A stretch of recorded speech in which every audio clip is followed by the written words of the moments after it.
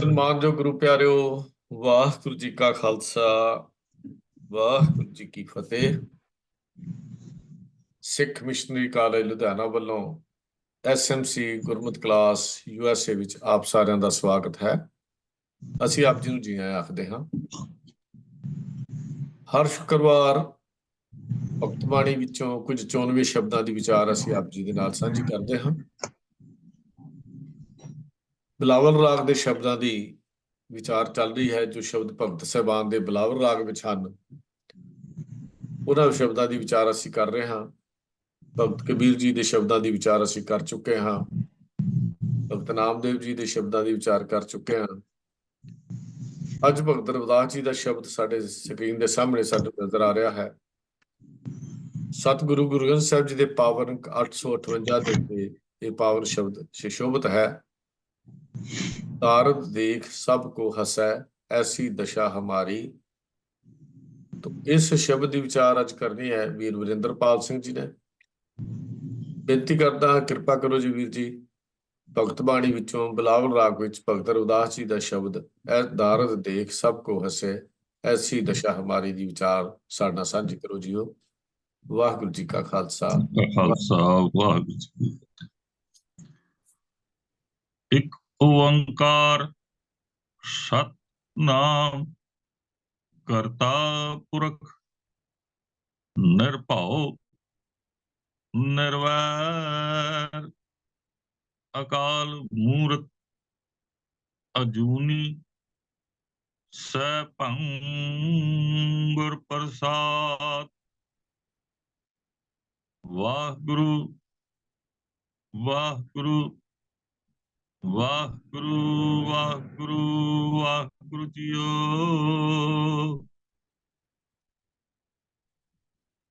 धन धन धन धन सतगुरु ग्रंथ साहिब पातशाह जी दे प्रेम विच भेजी हुई Gurmat class USA Sikh missionary college दे प्यारे सत्संगियों, सतगुरु दी पावन फतेह प्रवान करो जी। वाहिगुरू जी का खालसा, वाहिगुरू जी की फतेह।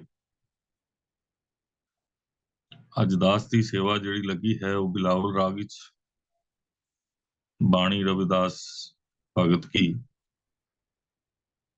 इस ते विचार करनी है। पहला असी बाणी पढ़ लईए, उस तो बाद असी पदार्थ कर लवांगे। पदार्थ तो बाद फिलोसफी जिहड़ी इस दे पिछे कार्य कर रही है उस ते विचार करांगे ते नाल नाल अर्थ बाणी दे लाइन वाइज लाइन जिहड़े हन वो असी करांगे। बिलावल बाणी रविदास भगत की एक ओंकार सतगुर प्रसाद, दारद देख सबको हंसा, ऐसी दशा हमारी। अष्ट दशा सिद्ध कर तला सब कृपा तुम्हारी। तू जानत मैं किछ नहीं, पाव खंडन राम। सगल जी शरणागति, प्रभ पूरन काम रहाओ। जो तेरी शरणागता तिन नाही पार। ऊंच नीच तुम ते तरे, आलज संसार। कह रविदास अकथ कथा, बहु काय करी जय। जैसा तू तैसा तू ही, क्या उपमा की जय। भगत जी ਦੀ ਇਸ ਬਾਣੀ ਦੇ ਹੁਣ ਪਦ ਅਰਥਾਂ ਨੂੰ ਅਸੀਂ ਸਮਝ ਲਈਏ। दारद गरीबी, सबको हर एक बंदा हसै मखोल करदा है। दशा दशा अष्ट दशा 18 8 ते 10 ਕਰ ਤਲਾ ਹੱਥ ਦੀ ਤਲੀ ਉੱਤੇ ਇਖਤਿਆਰ ਵਿੱਚ ਪਾਓ ਕਾਬੂ ਵਿੱਚ ਮੈਂ ਕਿਛ ਨਹੀਂ ਮੇਰੀ ਕੋਈ ਪਾਇਆ ਨਹੀਂ ਭਵ ਖੰਡਨ ਇਹ ਜਨਮ ਮਰਨ ਨਾਸ ਕਰਨ ਵਾਲੇ ਜੀ जीव पूर्ण काम हे सबकी कामना पूर्ण करने वाले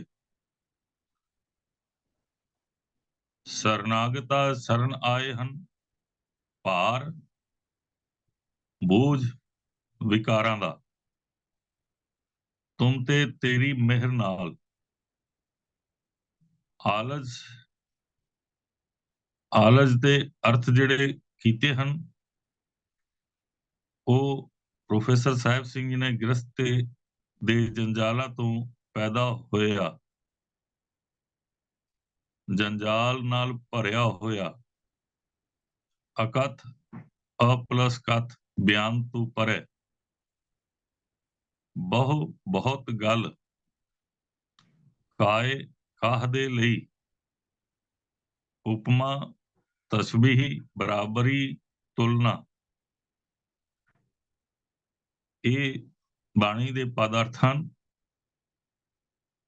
ਹੁਣ ਇਸ ਦੇ ਜਿਹੜੇ ਰਹਾਉ ਦੇ ਅਰਥ ਹਨ ਉਹਨਾਂ ਨੂੰ ਪਹਿਲਾਂ ਸਮਝ ਲਈਏ ਫਿਰ ਕਬੀਰ ਜੀ ਇਸ ਦੇ ਵਿੱਚ ਕੀ ਕਹਿਣਾ ਚਾਹੁੰਦੇ ਹਨ ਇਸ ਨੂੰ ਅਸੀਂ ਸਮਝ ਪਾਵਾਂਗੇ ਰਵਿਦਾਸ ਜੀ ਕੀ ਕਹਿਣਾ ਚਾਹੁੰਦੇ ਹਨ ਇਸ ਨੂੰ ਅਸੀਂ ਸਮਝ ਪਾਵਾਂਗੇ ਕਿਉਂਕਿ ਭਗਤਾਂ ਦੀ ਬਾਣੀ ਸਾਡੇ ਲਈ ਕੁਝ ਜੀਵਨ ਦੇ ਐਸੇ ਫਿਲਾਸਫੇ ਰੱਖਦੇ ਹਨ ਜਿਹੜੇ ਰੱਬੀ ਹੁਕਮ ਦੇ ਅੰਦਰ ਰੱਬੀ ਗੁਣਾਂ ਦੇ ਅੰਦਰ ਲਬਰੀਜ਼ ਕਰ ਦਿੰਦੇ ਹਨ ਸੋ ਇਸ ਲਈ ਜਿੰਨਾ ਸਾਨੂੰ ਬਾਣੀ ਸਮਝਣੀ ਦੀ ਲੋੜ ਹੈ ਉਹਨਾਂ ਬਾਣੀ ਦੀ ਗਹਿਰਾਈ ਨੂੰ ਵੀ ਸਮਝਣਾ ਬਹੁਤ ਜ਼ਰੂਰੀ ਹੈ ਭਗਤ ਕਬੀਰ ਜੀ ਅਤੇ ਭਗਤ ਰਵਿਦਾਸ ਜੀ ਇਹ ਤਕਰੀਬਨ ਲਗਭਗ ਸਮਕਾਲੀ ਹਨ ਤੇ ਉਸ ਅਸਥਾਨ ਤੇ ਇਹਨਾਂ ਦਾ ਜਨਮ ਔਰ ਜੀਵਨ ਦਾ ਬਹੁਤ ਸਾਰਾ ਸਮਾਂ ਬਤੀਤ ਹੋਇਆ ਜਿੱਥੇ ਅਨਮਤੀ ਵਿਚਾਰਾਂ ਦਾ ਪ੍ਰਭਾਵ ਬਹੁਤ ਜ਼ਿਆਦਾ ਸੀ ਔਰ ਸਨਾਤਨੀ ਵਿਚਾਰਧਾਰਾ ਉਸ ਸਮੇਂ ਇੰਨਾ ਸੁਖਾਲਾ ਨਹੀਂ ਸੀ ਇਹਨਾਂ ਵਿਚਾਰਧਾਰਾ ਦਾ ਮੁਕਾਬਲਾ ਕਰਨਾ ਕਿਉਂਕਿ ਸੰਸਾਰ ਵਿੱਚ ਕਾਨੂੰਨ ਉਸੇ ਦਾ ਚੱਲਦਾ ਸੀ ਜਿਸ ਤੇ ਕੋਲ ਤਾਕਤ ਹੁੰਦੀ ਸੀ ਉਹ ਧਰਮ ਦੀ ਹੋਵੇ ਜਾਂ ਰਾਜ ਸੱਤਾ ਦੀ ਹੋਵੇ ਰਾਜ ਸੱਤਾ ਵਾਲੇ ਵੀ ਧਾਰਮਿਕ ਤਾਕਤ ਦੇ ਆਗੂਆਂ ਦੇ ਅੱਗੇ ਨਤਮਸਤਕ ਹੁੰਦੇ ਸਨ ਕਿਉਂਕਿ ਉਹਨਾਂ ਨੇ ਆਪਣਾ ਰਾਜ ਚਲਾਉਣਾ ਸੀ ਸਿਆਸੀ ਲੋਕ ਸਨ ਅੱਜ ਵੀ ਸਿਆਸੀ ਲੋਕ ਬਹੁਗਿਣਤੀ ਧਾਰਮਿਕ ਵਿਚਾਰਧਾਰਾ ਦੇ ਗੁਲਾਮ ਹੁੰਦੇ ਹਨ ਤੇ ਉਸ ਟਾਈਮ ਵੀ ਇਸੇ ਤਰ੍ਹਾਂ ਦੀ ਅਵਸਥਾ ਸੀ ਇਸ ਬਾਣੀ ਦੀ ਸ਼ੁਰੂਆਤ ਸਤਿਗੁਰੂ ਨੇ ਇੱਕ ਓੰਕਾਰ ਸਤਿਗੁਰ ਪ੍ਰਸਾਦ ਤੋਂ ਕੀਤੀ ਹੈ ਤੇ ਬਾਣੀ ਬਿਲਾਵਲ ਰਾਗ ਵਿੱਚ ਹੈ ਪਹਿਲੇ ਵੀ ਮੈਂ ਵਿਚਾਰ ਦੇ ਚੁੱਕਾ ਹਾਂ ਇਸ ਵਿਚਾਰ ਨੂੰ ਆਪ ਜੇ ਸਮਝ ਸਕੋ ਵੀ ਇਸ ਤੋਂ ਇਲਾਵਾ ਕੋਈ ਵਿਚਾਰ ਹੋਵੇ ਤੇ ਆਪ ਦੇ ਸਕਦੇ ਹੋ ਸਤਿਗੁਰੂ ਨੇ ਇਸ ਨੂੰ 521 ਜਾਂ 22 ਵਾਰ ਲਗਭਗ ਇਸ ਛੋਟੇ ਸਰੂਪ ਦੇ ਅੰਦਰ ਦਿੱਤਾ ਹੈ ਜਿਸ ਦਾ ਮਕਸਦ ਮੈਂ ਸਮਝਦਾ ਹਾਂ ਕਿ ਬਾਣੀ ਨੂੰ ਰੱਬ ਦੇ ਇੱਕ ਓੰਕਾਰ ਤੋਂ ਲੈ ਕੇ ਗੁਰ ਪ੍ਰਸਾਦ ਤੱਕ ਦੇ ਮੂਲ ਮੰਤਰ ਵਿੱਚ ਜਿਸ ਨੂੰ ਅਸੀਂ ਮੂਲ ਮੰਤਰ ਕਹਿੰਦੇ ਹਾਂ ਜੇ ਸਮਝਿਆ ਜਾਏ ਤੇ ਉਹ ਪੂਰਨ ਤੌਰ ਤੇ ਬਾਣੀ ਹੈ, ਕਿਉਂਕਿ ਗੁਰਮਤ ਜਾਂ ਗੁਰਬਾਣੀ ਕੋਈ ਮੰਤਰ ਨਹੀਂ ਹੈ। ਸਾਨੂੰ ਸਭ ਤੋਂ ਪਹਿਲਾਂ ਇਹ ਸਮਝਣਾ ਪਏਗਾ, ਸਤਿਗੁਰੂ ਗੁਰੂ ਨਾਨਕ ਸਾਹਿਬ ਨੇ ਆਪਣੇ 10 ਜਾਮਿਆਂ ਵਿੱਚ ਜਾਂ ਭਗਤਾਂ ਦੀ ਬਾਣੀ ਨੂੰ ਮੰਤਰ ਦੇ ਤੌਰ ਤੇ ਨਹੀਂ ਦਿੱਤਾ, ਜਿਸ ਤਰ੍ਹਾਂ ਲੋਕੀ ਯੱਗ ਕਰਦੇ ਸਨ ਮੰਤਰਾਂ ਦੇ ਨਾਲ ਹਵਨ ਕਰਦੇ ਸਨ, ਮੰਤਰਾਂ ਦੇ ਨਾਲ ਜੋਗੀ ਲੋਕ ਜਿਹੜੇ ਨੇ ਤਪ ਕਰਦੇ ਸਨ। ਆਪਾਂ ਪਹਿਲੇ ਵਿਚਾਰ ਚੁੱਕੇ ਹਾਂ ਕਿ ਗੁਰਮਤ ਦਾ ਤਪ ਗੁਰਬਾਣੀ ਉੱਪਰ ਚੱਲਣਾ ਹੈ। ਗੁਰਮਤ ਦਾ ਭਾਵ ਗੁਰੂ ਨਾਨਕ ਦੀ ਵਿਚਾਰਧਾਰਾ ਦਾ ਜਪ ਗੁਰਬਾਣੀ ਪੜ੍ਹਨੀ ਹੈ। ਗੁਰਬਾਣੀ ਪੜ੍ਹਨੀ ਸਿੱਖ ਦੇ ਜੀਵਨ ਦਾ ਸਮਝਣੀ ਇਹ ਜਪ ਹੈ, ਉਸ ਤੇ ਅਮਲ ਕਰਨਾ ਉਹ ਤਪ ਹੈ। ਗੁਰਬਾਣੀ ਤੇ ਚੱਲਣਾ ਇੰਨਾ ਸੁਖਾਲਾ ਵੀ ਨਹੀਂ ਹੈ। ਕੋਈ ਬਰਫ਼ ਤੇ ਬੈਠਣ ਦੀ ਆਦਤ ਪਾਏ ਤੇ ਬਰਫ਼ ਤੇ ਸਰਦੀਆਂ ਵਿੱਚ ਵੀ ਬੈਠ ਸਕਦਾ ਹੈ, ਗਰਮੀਆਂ ਵਿੱਚ ਅੱਗ ਦੇ ਵਿੱਚ ਬੈਠ ਸਕਦਾ ਹੈ, ਆਲੇ ਦੁਆਲੇ ਅੱਗ ਬਾਲ ਕੇ ਅਭਿਆਸੀ ਹੋ ਜਾਏ। ਲੇਕਿਨ ਗੁਰਬਾਣੀ ਦਾ ਅਭਿਆਸੀ ਹੋ ਕੇ ਵੀ ਕਈ ਵਾਰੀ ਥੜਕ ਜਾਂਦਾ ਹੈ। ਇਸ ਦਾ ਮਤਲਬ ਹੈ ਕਿ ਗੁਰਬਾਣੀ ਤੋਂ ਉੱਪਰ ਦਾ ਤਪ ਕੋਈ ਨਹੀਂ ਹੈ। ਸੰਸਾਰ ਦੀ ਉਸ ਵਿਚਾਰਧਾਰਾ ਨੂੰ ਗੁਰੂ ਨਾਨਕ ਸਾਹਿਬ ਨੇ, ਭਗਤਾਂ ਨੇ, ਭਗਤੀ ਲਹਿਰ ਨੇ ਬਦਲ ਕੇ ਰੱਖ ਦਿੱਤਾ। ਇਸ ਕਰਕੇ ਇਸ ਵਿਚਾਰਧਾਰਾ ਦੀ ਦੁਨੀਆ ਫਾਇਦਾ ਵੀ ਉਠਾ ਰਹੀ ਹੈ ਤੇ ਇਸ ਦੀ ਦੁਸ਼ਮਣ ਵੀ ਬਣਦੀ ਹੈ। ਤੇ ਜਿਹੜੇ ਗੁਰਬਾਣੀ ਨੂੰ ਪੜ੍ਹਦੇ ਹਨ ਉਹ ਵੀ ਅਜੇ ਤੱਕ ਇਸ ਨੂੰ ਮੰਤਰ ਦੇ ਤੌਰ ਤੇ ਹੀ ਪੜ੍ਹ ਰਹੇ ਹਨ। ਸੋ ਰਹਿਤ ਮਰਿਆਦਾ ਦੇ ਅੰਦਰ ਮੂਲ ਮੰਤਰ ਦਾ ਨਾਂ ਦਿੱਤਾ ਹੈ, ਇਸ ਕਰਕੇ ਇਸ ਦਾ ਜ਼ਿਕਰ ਆਪਾਂ ਮੂਲ ਮੰਤਰ ਦੇ ਤੌਰ ਤੇ ਕਰ ਰਹੇ ਹਾਂ। ਸੋ ਇਸ ਇੱਕ ਓੰਕਾਰ ਸਤਿਗੁਰ ਪ੍ਰਸਾਦ ਦਾ ਜ਼ਿਕਰ ਗੁਰਬਾਣੀ 'ਚ ਇਸ ਕਰਕੇ ਦਿੱਤਾ ਹੈ ਔਰ ਇਸ ਨੂੰ ਬਾਰ-ਬਾਰ ਸਾਨੂੰ ਰਿਪੀਟ ਕਰਨਾ ਚਾਹੀਦਾ ਕਿ ਗੁਰਬਾਣੀ ਦੇ ਵਿੱਚ ਜਿਹੜੇ ਪ੍ਰਮਾਣ ਅਨਮਤੀ ਵਿਚਾਰਧਾਰਾ ਦੇ ਹਨ, ਸਨਾਤਨੀ ਵਿਚਾਰਧਾਰਾ ਦੇ ਬਹੁਤ ਸਾਰੇ ਨਾਮ ਆਉਂਦੇ ਹਨ, ਬਹੁਤ ਸਾਰੀਆਂ ਪ੍ਰਮਾਣ ਆਉਂਦੇ ਹਨ, ਉਹਨਾਂ ਦੇ ਨਾਲ ਸਾਡਾ ਕੋਈ ਲੈਣਾ ਦੇਣਾ ਨਹੀਂ ਹੈ। ਸਿਰਫ ਸਾਡਾ ਇੱਕ ਓੰਕਾਰ ਤੇ ਸਤਿਗੁਰੂ ਪ੍ਰਸਾਦ ਦੇ ਇਸ ਫਲਸਫੇ ਦਾ ਜੀਵਨ ਵਿੱਚ ਆਧਾਰ ਹੈ। ਸਾਡੇ ਸਵਾਸਾਂ ਦਾ, ਸਾਡੇ ਜੀਵਨ ਦਾ ਇਹ ਸਭ ਤੋਂ ਖੂਬਸੂਰਤ ਆਧਾਰ ਹੈ ਔਰ ਇਸੇ ਤੇ ਚੱਲ ਕੇ ਅਸੀਂ ਗੁਰਬਾਣੀ ਦੇ ਉੱਪਰ ਅਸੀਂ ਜੀਵਨ ਬਤੀਤ ਕਰ ਸਕਦੇ ਹਾਂ ਔਰ ਖੂਬਸੂਰਤ ਜੀਵਨ ਬਣਾ ਸਕਦੇ ਹਾਂ, ਸੁੰਦਰ ਜੀਵਨ ਬਣਾ ਸਕਦੇ ਹਾਂ। ਸੋ ਮੈਥਮੈਟਿਕਸ ਦਾ ਏਕਾ ਲਾ ਕੇ ਸਤਿਗੁਰੂ ਗੁਰੂ ਨਾਨਕ ਸਾਹਿਬ ਨੇ ਇਸ ਗੱਲ ਦਾ ਵਿਸਰਾਮ ਲਾਤਾ ਕਿ ਰੱਬ ਇੱਕ ਹੈ, ਜਿਸ ਦਾ ਜ਼ਿਕਰ ਵੀ ਰਵਿਦਾਸ ਜੀ ਆਪਣੀ ਬਾਣੀ ਦੇ ਅੰਦਰ, ਭਗਤ ਰਵਿਦਾਸ ਜੀ ਕਰਦੇ ਹਨ ਕਿ ਰੱਬ ਦੇ ਵਰਗਾ ਹੋਰ ਕੋਈ ਹੈ ਨਹੀਂ। ਸਾਨੂੰ ਇਹ ਸੋਚ ਬਦਲਣੀ ਪਏਗੀ ਕਿ ਰੱਬ ਵਰਗਾ ਕੋਈ ਹੈ। ਰੱਬ ਦੇ ਗੁਣ ਕਿਸੇ ਵਿੱਚ ਹੋ ਸਕਦੇ ਹਨ, ਰੱਬ ਵਰਗਾ ਰੱਬ ਹੀ ਹੈ ਔਰ ਉਹ ਇੱਕ ਹੈ। ਉਸ ਤੇ ਬਰਾਬਰ ਕੋਈ ਨਾ ਹੋਣ ਕਰਕੇ ਉਹ 2, 3, 4 ਜਾਂ ਕਰੋੜ, 2 ਕਰੋੜ, 33 ਕਰੋੜ ਨਹੀਂ ਹਨ, ਜਿਸ ਬਾਰੇ ਗੁਰੂ ਪੰਚਮ ਪਾਤਸ਼ਾਹ ਨੇ ਜ਼ਿਕਰ ਪਾਤਾ ਹੈ। ਨਾ ਦੇਵ ਦਾਨਵ ਨਰਾ, ਨਾ ਸਿੱਧ ਸਾਧਕ ਧਰਾ, ਅਸਤ ਏਕ ਦਿਗਰ ਕੋਈ, ਏਕ ਤੂੰ ਏਕ ਤੂੰ। ਇਹ ਸਪਸ਼ਟਤਾ ਹੈ ਗੁਰਬਾਣੀ ਦੀ ਕਿ ਇੱਕ ਪਰਮਾਤਮਾ ਜਿਹੜਾ ਸਾਰਿਆਂ ਦਾ ਸਾਂਝਾ ਹੈ। ਤੂੰ ਸਾਂਝਾ ਸਾਹਿਬ ਬਾਪ ਹਮਾਰਾ ਦੀ ਪਰਿਭਾਸ਼ਾ ਸਾਡੇ ਲਈ ਨਿਯਤ ਕੀਤੀ ਹੈ। ਉਹ ਹਿੰਦੂ ਵੀਰ ਦਾ ਵੀ ਉਹੀ ਰੱਬ ਹੈ, ਮੁਸਲਮਾਨ ਵੀਰ ਦਾ ਵੀ ਉਹੀ ਹੈ, ਕ੍ਰਿਸਚਨ ਵੀਰ ਦਾ ਵੀ ਉਹੀ ਹੈ, ਭਾਵ ਸੰਸਾਰ ਦੇ ਸਭ ਜੀਵਾਂ ਦਾ, ਸਾਰੀ ਬਨਸਪਤੀ ਦਾ ਉਹ ਕ੍ਰੀਏਟਰ ਹੈ, ਕਰਤਾ ਪੁਰਖ ਹੈ। ਓੰਕਾਰ ਉਹ ਹਰ ਜਗ੍ਹਾ ਮੌਜੂਦ ਹੈ ਉਸ ਤੋਂ ਬਿਨਾ ਕੋਈ ਜਗ੍ਹਾ ਖਾਲੀ ਨਹੀਂ। ਜੇ ਰੱਬ ਜੀ ਦੀ ਸਤਿਆ ਕਿਸੇ ਚੀਜ਼ ਵਿੱਚ ਅਸੀਂ ਕਲਪਨਾ ਵੀ ਕਰਦੇ ਹਾਂ ਕਿ ਤੂੰ ਨਹੀਂ ਹੈ, ਤੇ ਉਹ ਉਸ ਚੀਜ਼ ਦੀ ਹਸਤੀ ਹੀ ਖਤਮ ਹੋ ਜਾਂਦੀ ਹੈ। ਉਹ ਆਪਣੇ ਤੌਰ ਤੇ ਆਪਣੀ ਹਸਤੀ ਮੁਕਾ ਦਿੰਦਾ ਹੈ। ਸਤਿਗੁਰ ਪ੍ਰਸਾਦ ਭਾਵ ਅਡੋਲ ਗੁਰੂ ਦਾ ਗਿਆਨ, ਗੁਰਬਾਣੀ ਦਾ ਗਿਆਨ, ਪ੍ਰਸਾਦ ਦਾ ਮਤਲਬ ਗਿਆਨ, ਉਸ ਰਾਹੀਂ ਅਸੀਂ ਰੱਬ ਜੀ ਨੂੰ ਪ੍ਰਾਪਤ ਕਰ ਸਕਦੇ ਹਾਂ, ਕਿਉਂਕਿ ਧਰਮ ਦੀ ਪਰਿਭਾਸ਼ਾ ਹੀ ਗਿਆਨ ਤੇ ਟਿਕੀ ਹੈ। ਕਬੀਰ ਜੀ ਇਸ ਗੱਲ ਨੂੰ ਕਹਿੰਦੇ ਨੇ, ਕਬੀਰ ਜਹਾਂ ਗਿਆਨ ਤਹ ਧਰਮ ਹੈ। ਗਿਆਨ ਤੋਂ ਬਿਨਾਂ ਧਰਮ ਦੀ ਫਿਲਾਸਫੀ ਜਾਂ ਪਰਿਭਾਸ਼ਾ ਨੂੰ ਅਸੀਂ ਨਹੀਂ ਸਮਝ ਸਕਦੇ।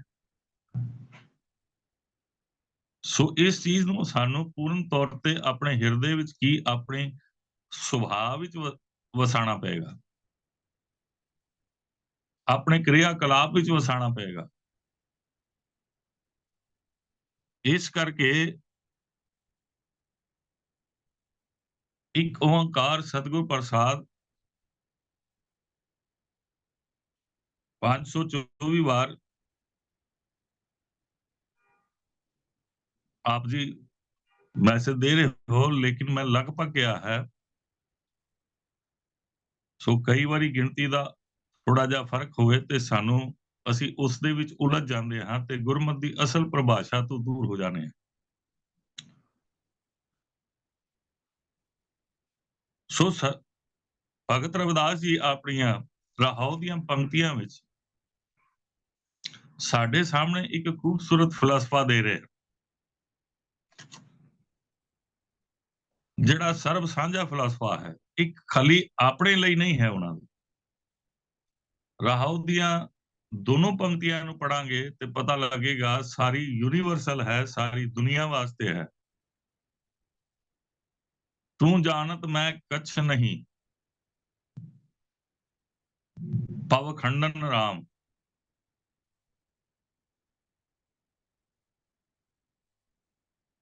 ਮੇਰੀ ਕੋਈ ਪਾਇਆ ਨਹੀਂ ਹੈ, ਔਰ ਪਾਇਆ ਹੋ ਵੀ ਕਿਸ ਤਰ੍ਹਾਂ ਸਕਦੀ ਹੈ।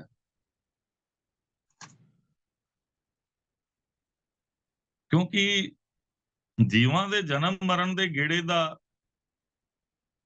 ਕੰਟਰੋਲਰ ਤੇ ਤੂੰ ਹੈ, ਸਾਰੀ ਪਾਵਰਾਂ ਤੇਰੇ ਕੋਲ ਹਨ।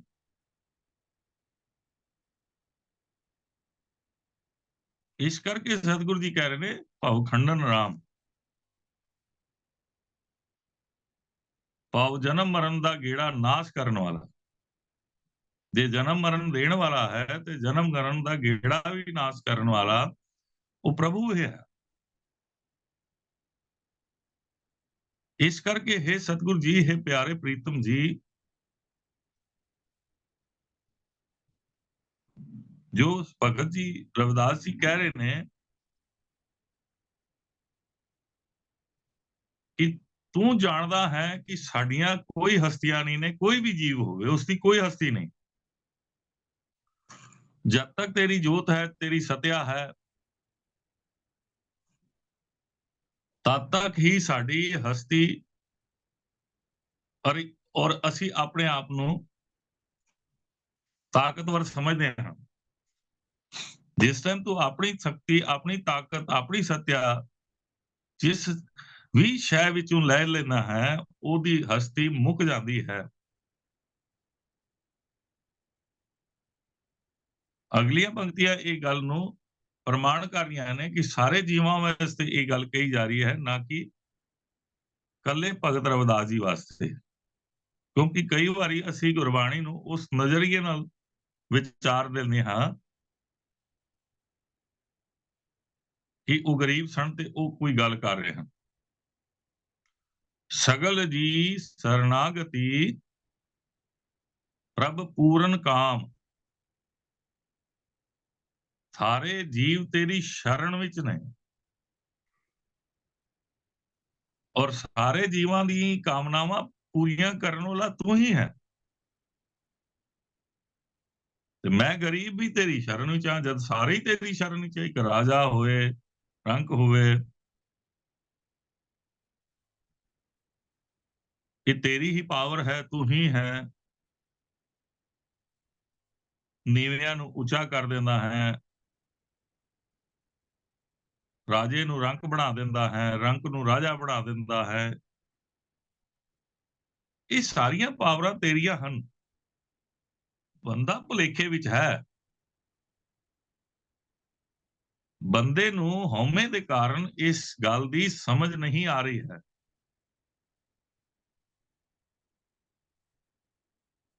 ਇਹ ਪਰਮਾਤਮਾ ਜੀ, ਰੱਬ ਜੀ, ਵਾਹਿਗੁਰੂ ਜੀ,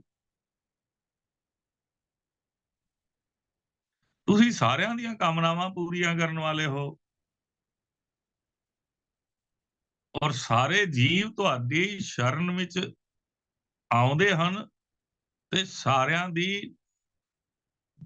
ਦੌੜ ਵੀ ਤੁਹਾਡੇ ਤੱਕ ਹੀ ਹੈ। ਭਾਵੇਂ ਉਹ ਮੰਗਦੀ ਹੋਵੇ, ਭਾਵੇਂ ਰੱਖਿਆ ਦੀ ਹੋਵੇ,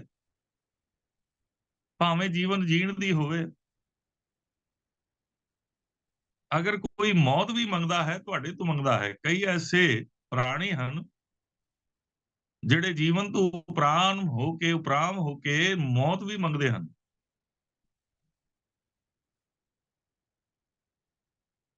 ਤੇ ਲੋਕਾਂ ਨੂੰ ਦਾਤਾਂ ਦੇਣ ਵਾਲਾ, ਜੀਵਨ ਦੇਣ ਵਾਲਾ, ਮੌਤ ਦੇਣ ਵਾਲਾ, ਸਭ ਕੁਝ ਤੇ ਤੂੰ ਹੀ ਹੈ।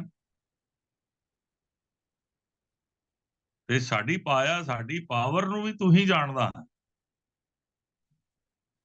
ਸਾਡੀ ਹਸਤੀ ਕਿੰਨੀ ਕੁ ਹੈ,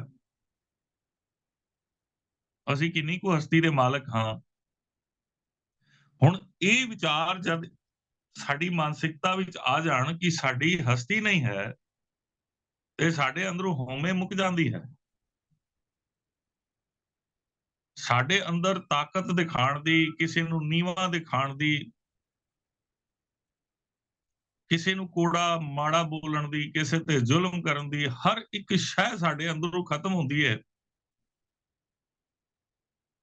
ਔਰ ਸਾਰੀਆਂ ਜਿਹੜੀਆਂ ਕਾਮ, ਕ੍ਰੋਧ, ਲੋਭ, ਮੋਹ, ਹੰਕਾਰ ਰੂਪੀ ਸਾਡੇ ਅੰਦਰ ਗੁਣ ਜਾਂ ਅਵਗੁਣ ਹਨ, ਇਹ ਕਾਬੂ ਆ ਜਾਂਦੇ ਨੇ ਤੇ ਇਹਨਾਂ ਨੂੰ ਅਸੀਂ ਗੁਣਾਂ ਵਿੱਚ ਤਬਦੀਲ ਕਰ ਦਿੰਦੇ ਹਾਂ, ਗੁਣਾਂ ਵਿੱਚ ਤਬਦੀਲ ਕਰ ਦਿੰਦੇ ਹਾਂ। ਗੁਰਬਾਣੀ ਦੀ ਪਰਿਭਾਸ਼ਾ ਨੂੰ ਅਸੀਂ ਕਿਉਂ ਨਹੀਂ ਸਮਝ ਪਾ ਰਹੇ, ਇਸ ਨੂੰ ਇੱਕ ਕਹਾਣੀ ਰਾਹੀਂ ਮੈਂ ਆਪ ਜੀ ਦੇ ਸਾਹਮਣੇ ਰੱਖਣਾ ਚਾਹਾਂਗਾ। ਇੱਕ ਲੱਕੜਹਾਰਾ ਸੀ, ਉਹ ਜੰਗਲ ਵਿੱਚ ਲੱਕੜਾਂ ਕੱਟਣ ਗਿਆ ਤੇ ਉਸ ਨੂੰ ਇੱਕ ਥੈਲੀ ਵਿੱਚ ਹੀ ਕੁਝ ਪੱਥਰ ਮਿਲੇ ਜਿਹੜੇ ਰੰਗ ਬਿਰੰਗੇ ਸਨ। ਉਹ ਲਾਲ ਜਿਹੇ ਕੱਪੜੇ 'ਚ ਬੰਨੇ ਹੋਏ ਸਨ। ਉਹ ਚੱਕ ਲਿਆ ਕਿ ਚਲੋ ਬੱਚੇ ਖੇਡਣਗੇ। ਉਹਨੇ ਬੱਚਿਆਂ ਨੂੰ ਦਿੱਤਾ, ਬੱਚੇ ਉਹਨਾਂ ਨੂੰ ਕੰਚਿਆਂ ਵਾਂਗ ਖੇਡਣ ਲੱਗੇ। ਤੇ ਕੁਝ ਦਿਨਾਂ ਬਾਅਦ ਉਹਨਾਂ ਵਿੱਚ ਆਪਸ ਵਿੱਚ ਲੜਾਈ ਹੋਣ ਲੱਗ ਪਈ ਤੇ ਉਸ ਲੱਕੜਹਾਰੇ ਨੇ ਆਪਣੇ ਬੱਚਿਆਂ ਤੋਂ ਉਹ ਜਿਹੜੇ ਪੱਥਰ ਸਨ ਉਹ ਖੋਹ ਕੇ ਬਾਹਰ ਸੁੱਟਤੇ, ਆਪਣੇ ਦਰਵਾਜ਼ੇ ਤੇ, ਘਰ ਦੇ ਦਰਵਾਜ਼ੇ ਤੋਂ ਬਾਹਰ ਸੁੱਟੇ। ਕੋਈ ਜੋਹਰੀ ਉੱਥੋਂ ਲੰਘ ਰਿਹਾ ਸੀ, ਉਹਨੇ ਦੇਖਿਆ ਬੜੇ ਕੀਮਤੀ ਲਾਲ ਤੇ ਹੀਰੇ ਇੱਥੇ ਪਏ ਨੇ, ਸ਼ਾਇਦ ਬੱਚਿਆਂ ਨੇ ਸੁੱਟਤੇ ਹੋਣ। ਬੜਾ ਇਮਾਨਦਾਰ ਜੋਹਰੀ ਸੀ, ਉਸਨੇ ਸਾਰੇ ਇਕੱਠੇ ਕੀਤੇ ਤੇ ਆਪਣੇ ਜੇਬ ਵਿੱਚੋਂ ਰੁਮਾਲ ਕੱਢ ਕੇ ਉਹਦੇ ਵਿੱਚ ਪਾ ਕੇ ਉਸ ਦੇ ਕੁੰਡੇ ਨੂੰ ਖੜਕਾਇਆ ਤੇ ਅੰਦਰ ਜਾ ਕੇ ਉਹਨੂੰ ਕਹਿੰਦਾ, ਤੁਹਾਡੇ ਪੱਥਰ ਕੀਮਤੀ ਬਾਹਰ ਪਏ ਨੇ, ਬੱਚਿਆਂ ਨੇ ਹੋ ਸਕਦਾ ਸੁੱਟਤੇ ਹੋਣ, ਸੰਭਾਲ ਲਓ। ਉਹਨੇ ਕਿਹਾ, ਮੈਂ ਹੀ ਸੁੱਟੇ ਨੇ, ਬੱਚੇ ਲੜਦੇ ਸਨ। ਕਹਿੰਦੇ, ਤੁਹਾਨੂੰ ਕਿੱਥੇ ਮਿਲੇ? ਕਹਿੰਦੇ, ਮੈਂ ਜੰਗਲ ਵਿੱਚ ਗਿਆ ਤੇ ਉੱਥੇ ਲੱਕੜਾਂ ਲੈਣ ਗਿਆ, ਲੱਕੜਾਂ ਕੱਟ ਕੇ ਵੇਚ ਕੇ ਮੇਰਾ ਗੁਜ਼ਾਰਾ ਹੁੰਦਾ ਹੈ। ਤੇ ਉਹਨੇ ਕਿਹਾ, ਫਿਰ ਮੈਂ ਲੈ ਲਵਾਂ, ਕਿਉਂਕਿ ਉਹਨੂੰ ਗਿਆਨ ਨਹੀਂ ਸੀ। ਨੇ ਕਿਹਾ, ਲੈ ਜਾ। ਕਹਿੰਦਾ, ਮੈਂ ਇਸ ਤਰ੍ਹਾਂ ਨਹੀਂ ਲੈ ਜਾਣਾ, ਕੁਝ ਮਾਇਆ ਦੇਣਾ ਚਾਹੁੰਦਾ। ਕਹਿੰਦਾ, ਕੀ ਦੇਣਾ? ਉਸ ਟਾਈਮ 500 ਰੁਪਈਆ ਜਾਂ 500 ਉਸ ਟਾਈਮ ਦੇ ਜਿਹੜੇ ਵੀ ਉਹ ਚੱਲਦੇ ਸਨ, ਉਹਨੇ ਕਿਹਾ, ਮੇਰੇ ਕੋਲ 500 ਲੈ ਲੈ, ਤੂੰ ਦੇ ਦੇ। ਉਹ ਵਿਚਾਰਾ 500 ਉਸ ਟਾਈਮ ਬਹੁਤ ਸੀ। ਉਸ ਟਾਈਮ 50 ਰੁਪਈਏ ਨਾਲ ਘਰ ਮਹੀਨਾ ਚੱਲਦਾ ਸੀ, ਘਰ ਦਾ ਗੁਜ਼ਾਰਾ, ਖਰਚਾ ਚੱਲਦਾ ਸੀ ਚੰਗੇ ਤਰੀਕੇ ਨਾਲ। ਉਹਦਾ ਮੂੰਹ ਖੁੱਲਾ ਰਹਿ ਗਿਆ ਤੇ 500 ਦੇ ਰਿਹਾ ਇਹਨਾਂ ਬਟਿਆਂ ਦੇ, ਇਹਨਾਂ ਪੱਥਰਾਂ ਦੇ। ਉਹਨੇ ਸੋਚਿਆ ਜੋਹਰੀ ਕਿ ਬਈ ਸ਼ਾਇਦ ਇਹ ਨਹੀਂ ਦੇਣਾ ਚਾਹੁੰਦਾ। ਉਹਨੇ ਕਿਹਾ ਮੇਰੇ ਕੋਲ 2000 ਤੋਂ ਵੱਧ ਨਹੀਂ ਹੈ।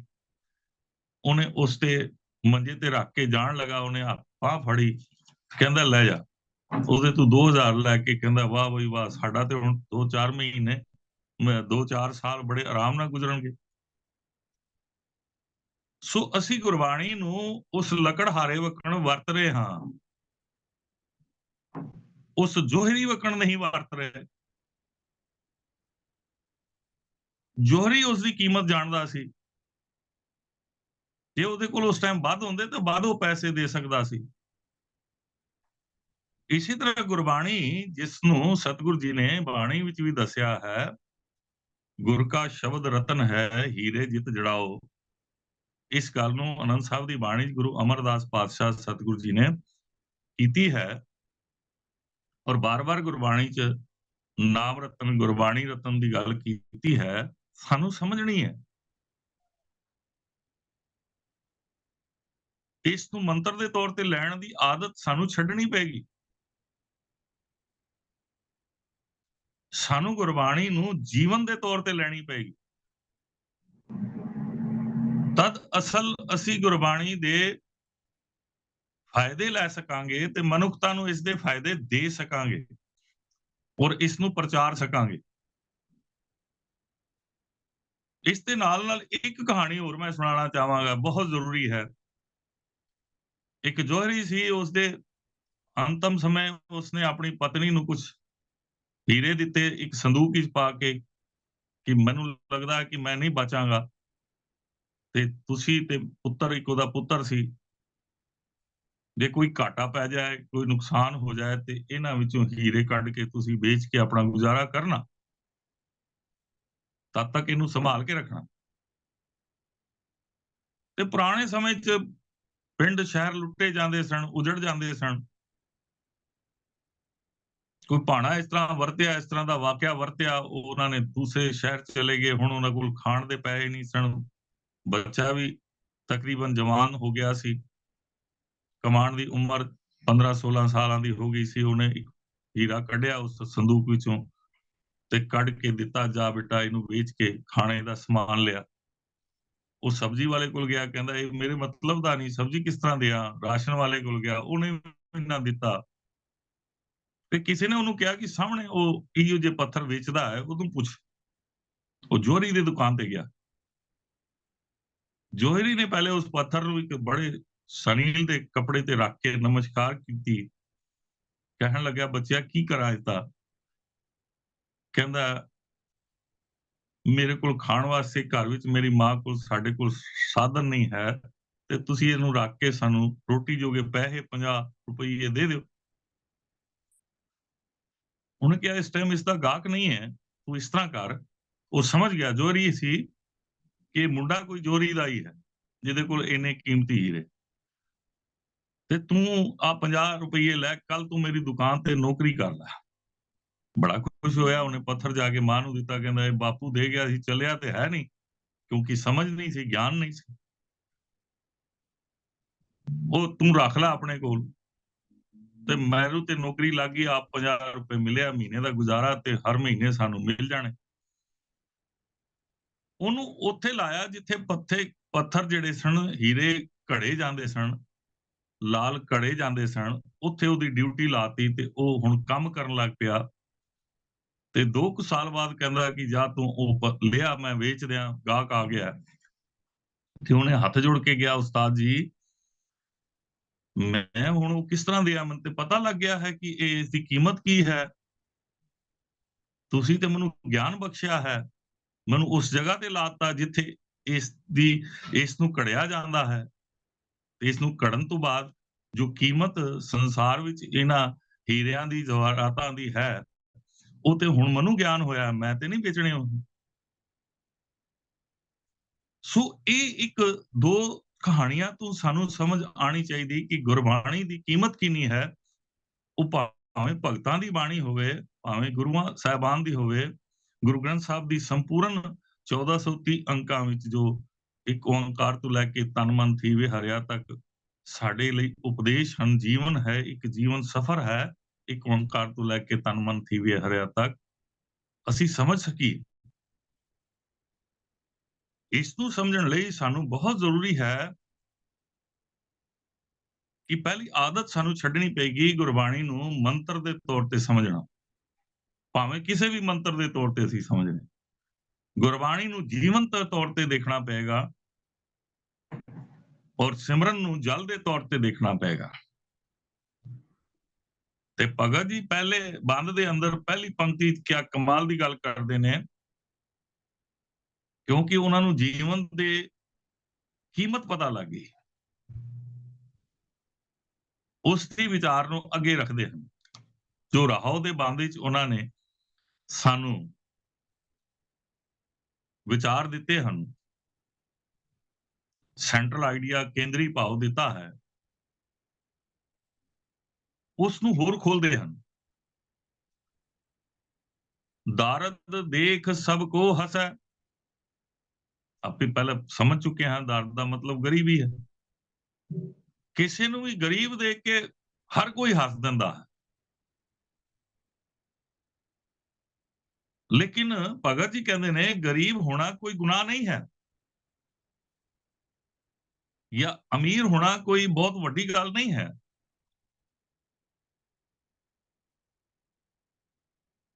ਇਹ ਤੇ ਦੁਨੀਆ ਜਦ ਸ਼ਾਕਤ ਹਨ, ਸ਼ਾਕਤ ਮਤਲਬ ਸ਼ਕਤੀ ਦੀ ਪੂਜਾ ਕਰਨ ਵਾਲੇ ਹਨ, ਉਹ ਹੱਸਦੇ ਨੇ।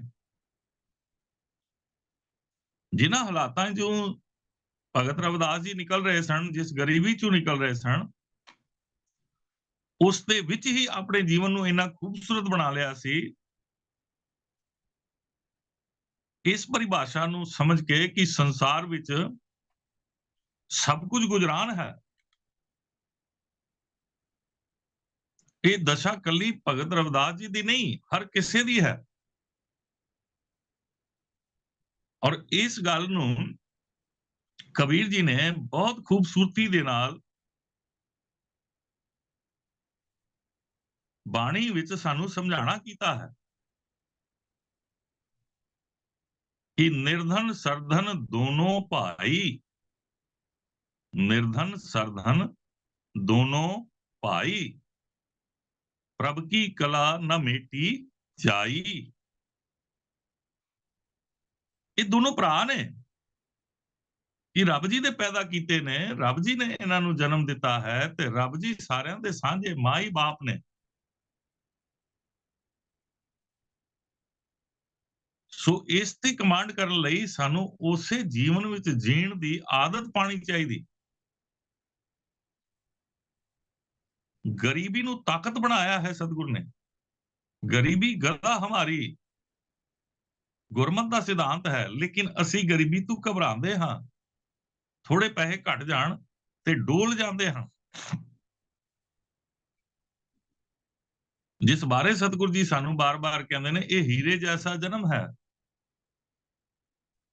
ਕੋਡੀਆਂ ਦੇ ਭਾਅ ਗਵਾ ਰਹੇ ਹਾਂ ਔਰ ਕੋਡੀਆਂ ਵਿੱਚ ਜੀਵਨ ਬਰਬਾਦ ਕਰ ਰਹੇ ਹਾਂ। ਗਰੀਬੀ ਨੂੰ ਤਾਕਤ ਬਣਾਇਆ ਹੈ ਭਗਤ ਕਬੀਰ ਜੀ ਨੇ, ਭਗਤ ਰਵਿਦਾਸ ਜੀ ਨੇ, ਭਗਤ ਨਾਮਦੇਵ ਜੀ ਨੇ, ਸੈਣ ਨਾਈ ਜੀ ਨੇ, ਸਦਨਾ ਕਸਾਈ ਨੇ। ਇਹਨਾਂ ਨੇ ਆਪਣੀ ਤਾਕਤ ਬਣਾ ਲਈ ਹੈ। ਜਿਸ ਦਿਨ ਅਸੀਂ ਜਿਹੜੀ ਸੰਸਾਰ ਲਈ ਕਮਜ਼ੋਰੀ ਹੈ ਸਾਡੀ ਤਾਕਤ ਬਣ ਜਾਏ, ਤੇ ਸੰਸਾਰ ਦੇ ਹਰ ਸੁੱਖ ਦੁੱਖ ਦਾ ਸਾਹਮਣਾ ਕਰਨਾ ਸਾਨੂੰ ਖੂਬਸੂਰਤੀ ਨਾਲ ਗੁਰਬਾਣੀ ਸਿਖਾਉਂਦੀ ਹੈ। ਇਸ ਦਸ਼ਾ ਬਾਰੇ ਸਾਨੂੰ ਸਮਝ ਆ ਜਾਂਦੀ ਹੈ। ਜੋ ਭਗਤ ਜੀ ਕਹਿ ਰਹੇ ਨੇ, ਦਾਰਦ ਦੇਖ ਸਭ ਕੋ ਹਸਾ, ਐਸੀ ਦਸ਼ਾ ਹਮਾਰੀ। ਇਹ ਜੀ ਹਾਲਤ ਮੇਰੀ ਵੀ ਸੀ ਜੋ ਸੰਸਾਰ ਦੀ ਹੈ।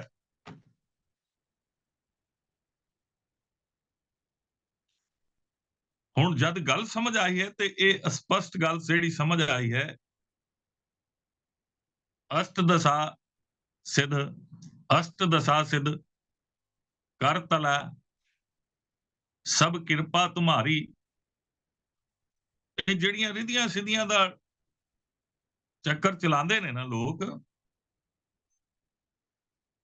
ਇਹਨਾਂ ਸਾਰਿਆਂ ਤੋਂ ਉੱਪਰ ਨਿਰਵਾਣ ਪਦ ਦੇ ਉਸ ਅਵਸਥਾ ਵਿੱਚ ਗੁਰਬਾਣੀ ਨੂੰ, ਗੁਰਬਾਣੀ ਜੀਵਨ ਜਾਚ ਸਮਝ ਕੇ ਜਦ ਅਪਣਾਉਂਦਾ ਹੈ ਮਨੁੱਖ, ਤੇ ਉਸ ਸਿੱਖ ਨੂੰ, ਉਸ ਗੁਰਬਾਣੀ ਵਿੱਚ ਜੀਣ ਵਾਲੇ ਗੁਰਮੁਖ ਨੂੰ, ਗੁਰਬਾਣੀ ਦੇ ਸਨਮੁਖ ਹੋਣ ਵਾਲੇ ਗੁਰਮੁਖ ਨੂੰ ਇਹ ਸਮਝ ਆਉਂਦੀ ਹੈ ਕਿ ਰਿੱਧ ਸਿੱਧ ਅਵਰਾ ਸਾਧ, ਇਹ ਬ੍ਰਹਮ ਦੇ ਗਿਆਨ ਦੇ, ਰੂਹਾਨੀਅਤ ਦੇ ਗਿਆਨ ਦੇ ਮਾਰਗ ਨਹੀਂ ਹਨ, ਲੇਕਿਨ ਇਹਨਾਂ ਨੂੰ ਰੂਹਾਨੀਅਤ ਦੇ ਮਾਰਗ ਤੇ ਅਪਣਾ ਕੇ ਲੋਕਾਂ ਨੇ ਜੀਵਨ ਬਰਬਾਦ ਕਰ ਲਏ ਹਨ। ਬੜੇ ਬੜੇ ਕੀਮਤੀ ਜੀਵਨ ਸੰਸਾਰ ਤੋਂ ਬਰਬਾਦ ਹੋ ਕੇ ਚਲੇ ਗਏ ਹਨ। ਤੇ ਭਗਤ ਰਵਿਦਾਸ ਜੀ ਕਹਿੰਦੇ ਨੇ ਕਿ ਇਹ ਸਾਰੀਆਂ ਅਸ਼ਟ ਦਸ਼ਾ ਭਾਵ 18 ਕਿਸਮ ਦੇ ਰਿਧੀਆਂ ਸਿੱਧੀਆਂ 8 ਤੇ 10 ਮੇਰੇ ਕਾਬੂ ਵਿੱਚ ਨੇ, ਮੇਰੇ ਇਖਤਿਆਰ ਵਿੱਚ ਨੇ। ਮੈਨੂੰ ਇਹਨਾਂ ਦੀ ਲੋੜ ਨਹੀਂ, ਮੈਂ ਤੇ ਸਿਰਫ ਇਹਨਾਂ ਨੂੰ ਕਾਬੂ ਕੀਤਾ ਕਿ ਮੇਰਾ ਮਨ ਇਹਨਾਂ ਦੇ ਵੱਲ ਨਾ ਜਾਏ।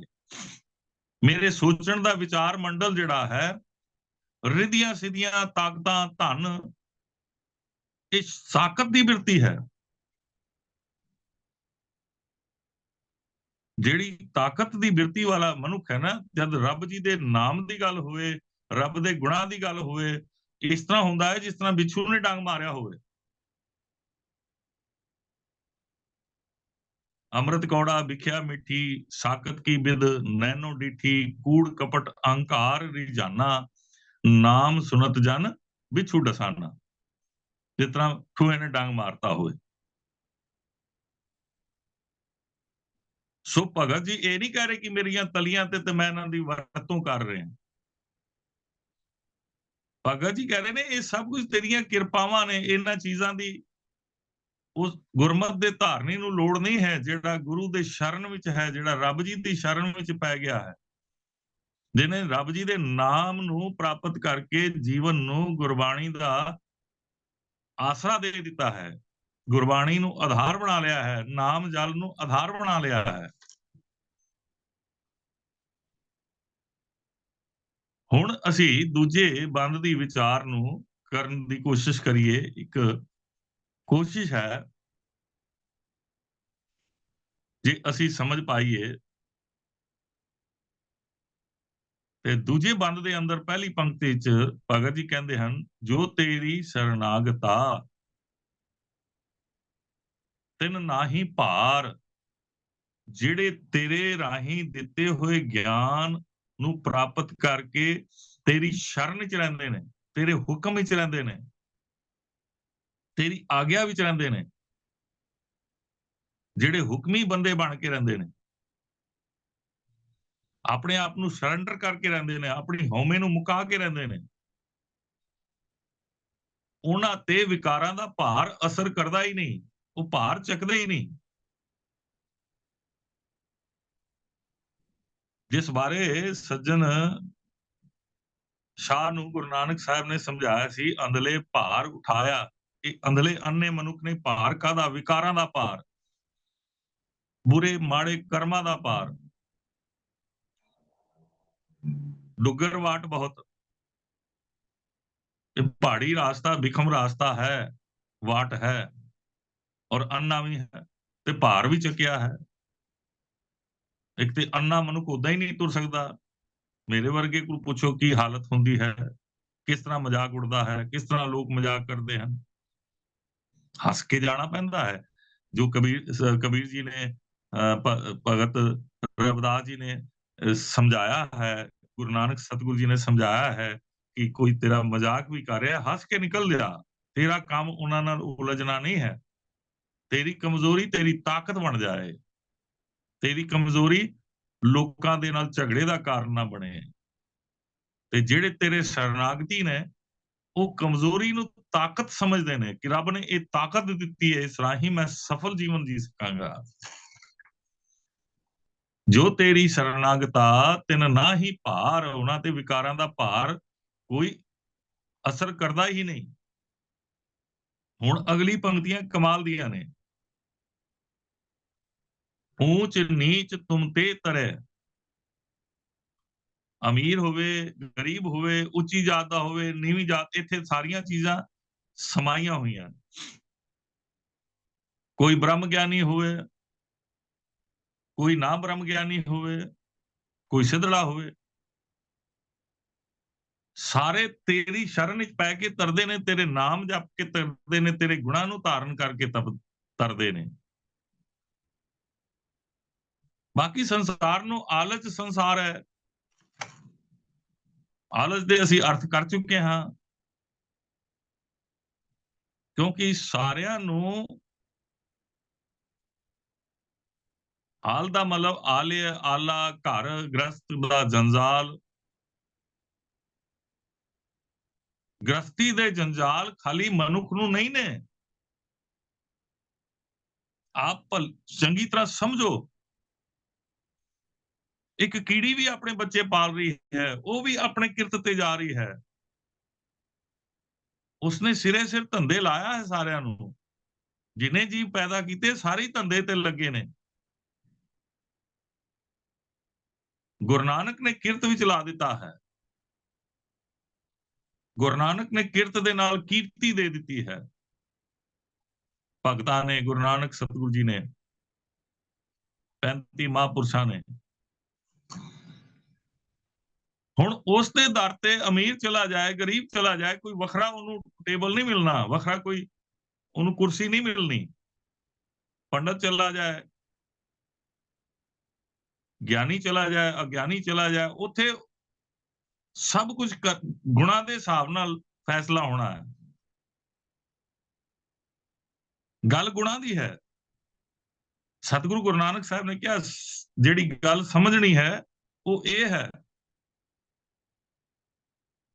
ਕਿ ਜ਼ਿੰਦਗੀ 'ਚ ਮਨੁੱਖ ਨੇ ਗੁਰਬਾਣੀ ਪੜ੍ਹ ਕੇ ਅਵਗੁਣ ਛੋੜ ਗੁਣਾ ਕੋ ਧਾਵੋ, ਕਰ ਅਵਗੁਣ ਪਛਤਾ ਹੀ ਜਿਓ।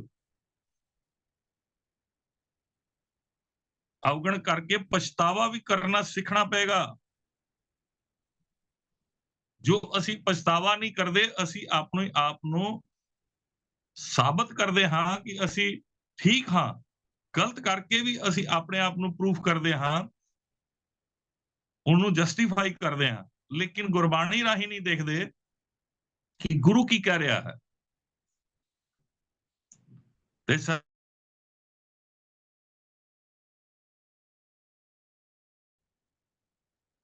ਸਾਰਿਆਂ ਨੇ ਤੇਰੇ ਤੋਂ ਹੀ ਗਿਆਨ ਲੈਣਾ ਹੈ।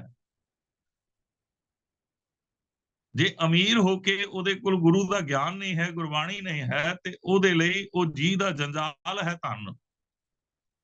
ਉਹ ਰਾਜ ਸੱਤਾ ਜੰਜਾਲ ਬਣ ਜਾਂਦੀ ਹੈ, ਦੁੱਖ ਦੇ ਕਾਰਨ ਬਣ ਜਾਂਦੀ ਹੈ। ਜਿਸ ਨੂੰ ਅਸੀਂ ਸੁਖੀ ਸਮਝਦੇ ਹਾਂ, ਉਹ ਦੁੱਖ ਦੇ ਕਾਰਨ ਬਣਦੇ ਨੇ। ਸਤਿਗੁਰੂ ਨੇ ਬਾਣੀ 'ਚ ਕਿਹਾ ਵੀ ਹੈ, ਸੁਖ ਕੇ ਹੇਤ ਬਹੁਤ ਦੁੱਖ ਪਾਵਤ, ਸੇਵ ਕਰਤ ਜਨ ਜਨ ਕੀ। ਸੁੱਖਾਂ ਨੂੰ ਇਕੱਠੇ ਕਰਦੇ ਕਰਦੇ ਦੁੱਖ ਹੀ ਇਕੱਠੇ ਕਰ ਲੈਂਦਾ ਮਨੁੱਖ।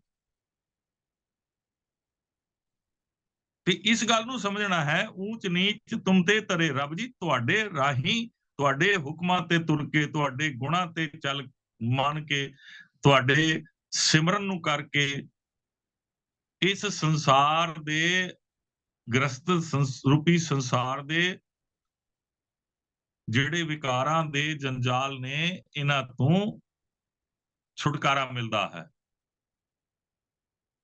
ਇਹਨਾਂ ਤੋਂ ਅਸੀਂ ਸੁਖਾਲੇ ਤਰੀਕੇ ਨਾਲ ਮਨੁੱਖਾ ਜੀਵਨ ਨੂੰ ਬਤੀਤ ਕਰਕੇ ਜਦ ਰੱਬੀ ਗੁਣਾਂ ਤੇ ਤੁਰਦੇ ਹਾਂ, ਸਿਮਰਨ ਕਰਦੇ ਹਾਂ, ਰੱਬ ਜੀ ਦੇ ਹੁਕਮ ਨੂੰ ਪਿਆਰ ਕਰਦੇ ਹਾਂ, ਸਾਡੇ ਅੰਦਰ ਪ੍ਰੇਮਾ ਭਗਤੀ ਜਾਗਦੀ ਹੈ,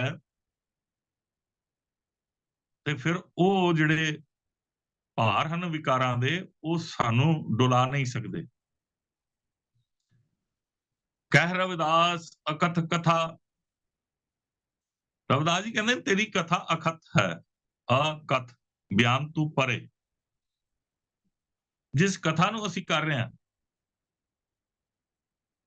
ਲੇਕਿਨ ਇੱਥੇ ਇੱਕ ਚੀਜ਼ ਨਾਲ ਬੜੀ ਖੂਬਸੂਰਤੀ ਦੇ ਨਾਲ ਦਿੱਤੀ ਹੈ, ਇਸ ਨੂੰ ਸਮਝਣਾ ਇਹ ਬਾਰੀਕ ਚੀਜ਼ ਹੈ। ਬਹੁ ਕਾਇਆ ਕਰੀ ਜੈ, ਬਹੁ ਕਾਏ ਕਰੀ ਜੈ। ਉਸ ਕਥਾ ਵਾਸਤੇ ਬਹੁਤ ਸਾਰੇ ਕਰਮ ਕਾਂਡ ਅਸੀਂ ਕਿਉਂ ਕਰ ਰਹੇ ਹਾਂ? ਕਾਏ ਕਾਦੇ ਲਈ? ਧਰਮ ਦੇ ਨਾਂ ਤੇ ਜਿਹੜੇ ਪਾਖੰਡ ਕਰ ਰਹੇ ਆ, ਉਸ ਪ੍ਰਮਾਤਮਾ ਦੀ ਅਕਥ ਕਥਾ ਲਈ ਸਾਨੂੰ ਇਜਾਜ਼ਤ ਨਹੀਂ ਦੇ ਰਹੇ ਭਗਤ ਜੀ, ਕਿਉਂਕਿ ਉਸ ਪ੍ਰਭੂ ਨੂੰ ਪਾਉਣ ਵਾਸਤੇ ਬਹੁਤ ਸਾਰੇ ਡਰਾਮੇ ਅਸੀਂ ਰਚੇ ਨੇ, ਕਰਮ ਕਾਂਡ ਬਣਾਏ ਨੇ। ਉਹਨਾਂ ਸਾਰਿਆਂ ਨੂੰ ਭਗਤ ਜੀ ਨੇ ਪੂਰਨ ਤੌਰ ਤੇ ਮਨ ਨੂੰ ਇਨਕਾਰੀ ਕਰ ਦਿੱਤਾ ਹੈ, ਔਰ ਸਾਨੂੰ ਵੀ ਸਮਝਾਇਆ ਹੈ ਇਸ ਬਹੁਕਾਏ ਕਰੀਜੇ ਨੂੰ ਸਮਝਣਾ ਹੈ। ਜਿਹੜਾ ਹੈ ਹੀ ਬਿਆਨ ਤੋਂ ਪਰੇ,